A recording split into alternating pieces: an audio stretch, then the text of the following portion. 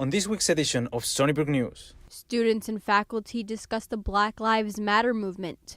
a Long Island couple is trying to keep kids interested in the arts.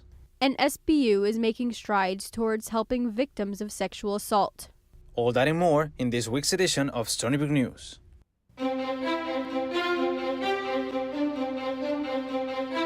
Good afternoon, and welcome to this week's edition of Stony Brook News. I'm Jonathan Pulla. And I'm Jasmine Ganishlalal. On Friday, President Donald J. Trump declared a national emergency on the southern border. He hopes this move will give him access to billions of dollars for the construction of a border wall. The move came after Congress approved a spending bill which included nearly $1.4 billion in border security. I got $1.4 billion, but I'm not happy with it. According to White House officials, the president will have access to $3.6 billion in funds that have been allocated for military construction. Experts expect many lawsuits to be filed against this emergency declaration. That's a dispute the president says he can win. Last Monday, the university libraries, the Center for the Study of Inequalities, Social Injustice and Policy, Office of Multicultural Affairs, and the Black History Month Committee presented Black Lives Matter Under the Lens, a panel discussion and photo exhibit. Reporter Sarita Yelverton has more. In reaction to the killings of Michael Brown and Eric Garner, and to document the New York City BLM movement, photographer Robert Gerhardt began his photo series Mic Check. Last week's panel discussion was a way for people to learn about the origins and activities of the BLM movement. It's really important that we're not just talking in spaces with people that are like us, because then it's just, if you're the smartest person in the room, you're in the wrong room. So I think that, it's important to come out to certain things like this, to have that kind of conversation so that, as one of the panelists were saying, that we can start grassroots, that we can start to, from these discussions and from these dialogues, to take action towards, emancipating oppressed, marginalized groups. Dr. Watson believes that these type of events extends the experiences of college students, faculty, and staff. Because now you can say, you know what, I used to see the world one way. Now it's challenging me to see things a little bit differently. And so the value is that once you leave this place, the transformational experience makes you either maybe go upstairs to the third floor stacks and look into a book that says, let me learn a little bit more about the subject. It makes you go home and ask your mom, hey mom, what do you think about X, Y, and Z?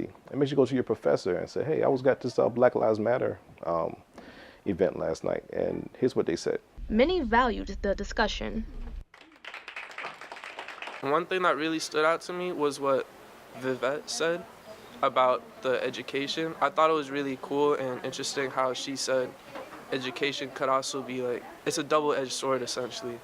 It could be something to maintain oppression of people, or it could also educate said people of the oppression. I mean, I didn't agree with everything that I heard tonight, but I definitely learned a lot, wrote down a lot of names of books, wrote down a lot of ideologies, things to go and research further, the very things that I ask my students to do. I think it's important we model that in real life. So just because I'm a panelist doesn't mean I can't learn also.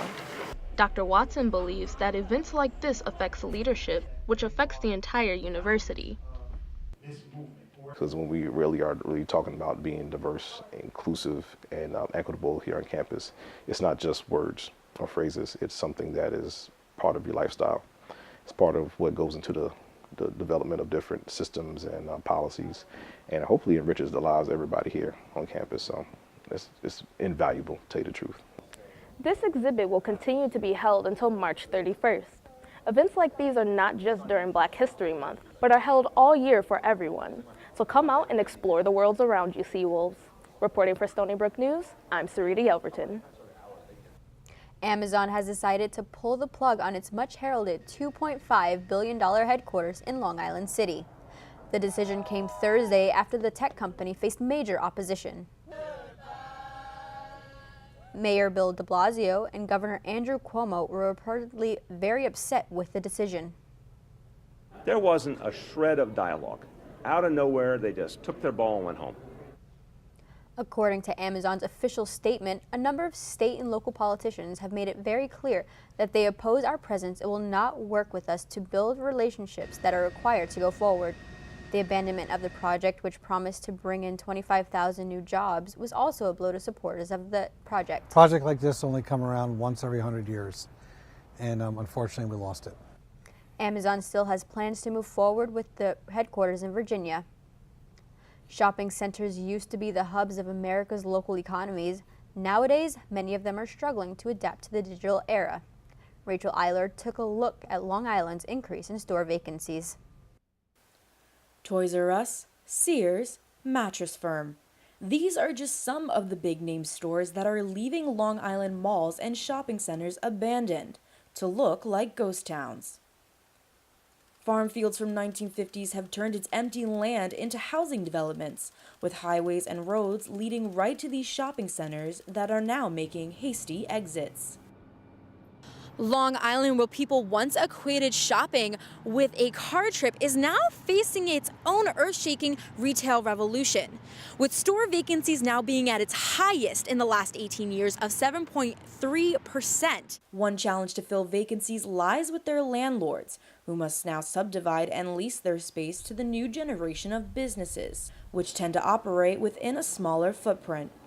Take this former Walbaum's. That was just one of 51 Long Island grocery stores that closed in 2015, which will now convert 66% of its space into a 24-hour fitness gym. The remaining 19,509 square feet still left abandoned. But it doesn't end there. Many local malls and shopping centers are looking for new tenants, but they are fearful of allowing people to come in that already have online competition. When it comes to the U.S. e-commerce market, one retailer is leaving competition in the dust. Amazon controls nearly 5% of the total U.S. retail market, allowing consumers to shop name brands right from their home and at a lower cost.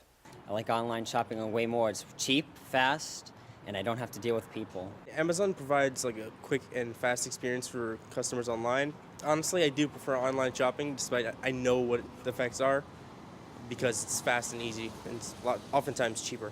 With more stores moving to online markets, workers also face the consequence of job loss. Bed Bath & Beyond is closed right by us. I used to actually work there. It was a good job, and I'd like to have kept working there, so it sucks. It affects everyone.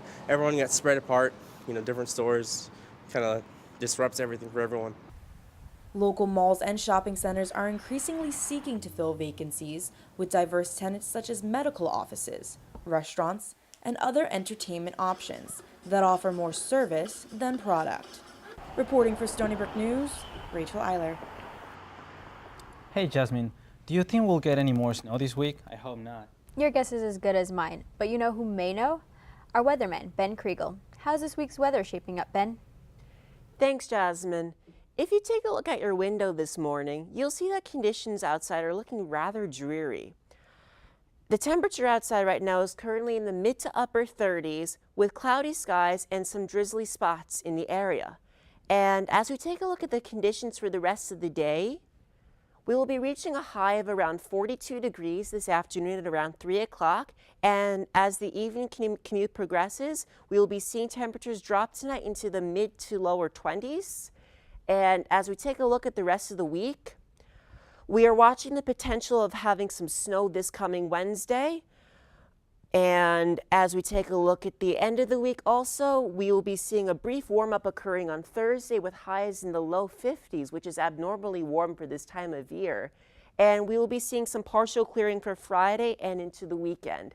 That's all I have for the weather today. Back to you guys. Thanks, Ben. You know, Jonathan, our Seawolves had a busy weekend. For all that information, let's turn it over to our sports reporter, Danielle Tomlinson. Danielle? Thanks, guys. With spring right around the corner, Stony Brook athletics are heating up. The Stony Brook baseball team played their first series at FIU this weekend, and the Seawolves came out swinging on Friday, racking up 13 runs in 14 hits on a 13-7 victory.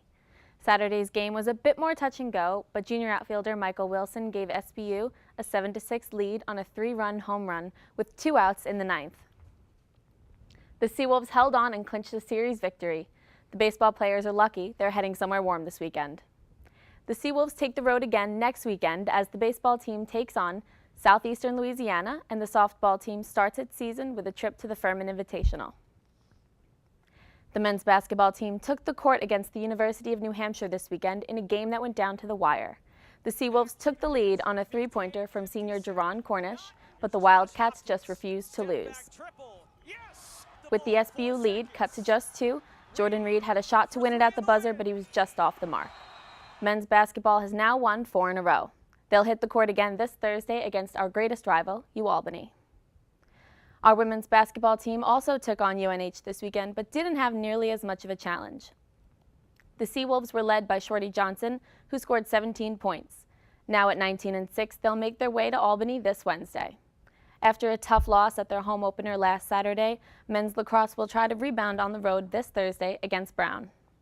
Our number 5 ranked women's lacrosse team will also be in action on Thursday as they take on the Colorado Buffaloes at Boulder. This Thursday, every Seawolf team has a chance to bring home the win.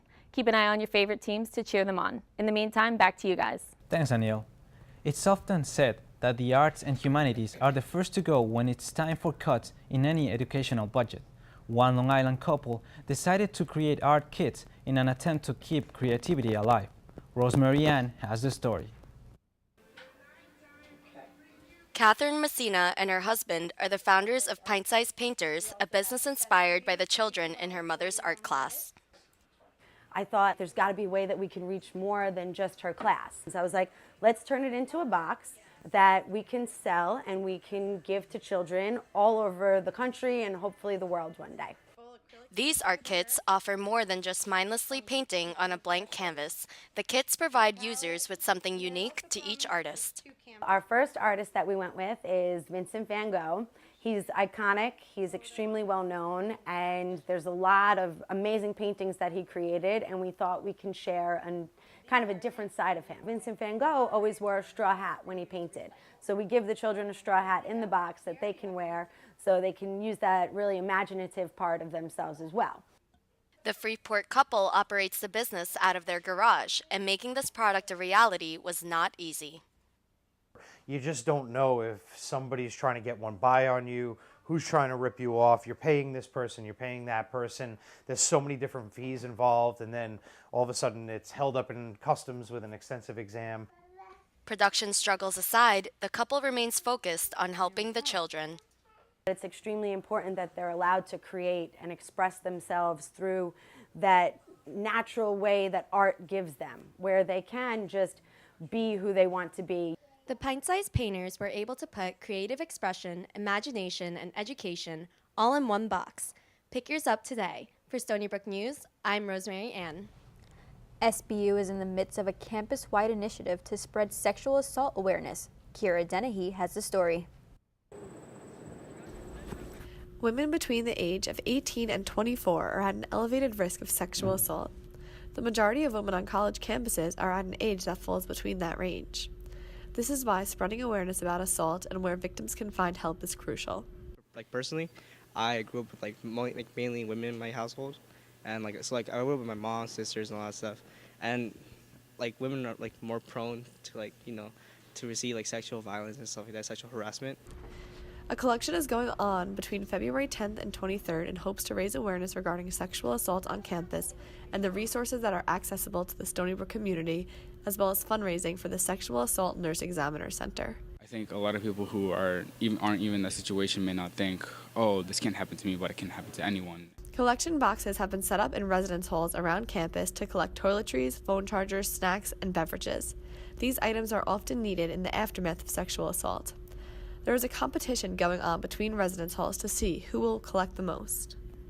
Yeah, you get certain points for each product or each type of product, like hygiene products or food or clothing has a point value assigned to it, and then the area with the most points at the end wins, I think, money for programming. So, yeah, we're going.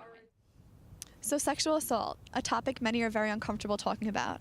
While there may be no way to stop it completely, spreading awareness is definitely a step in the right direction. For Stony Brook News, I'm Kira Dennehy. That's all we have for this week's edition of Stony Brook News. I'm Jasmine Ganishlalal. And I'm Jonathan Puglia. Have a great day and a wonderful week.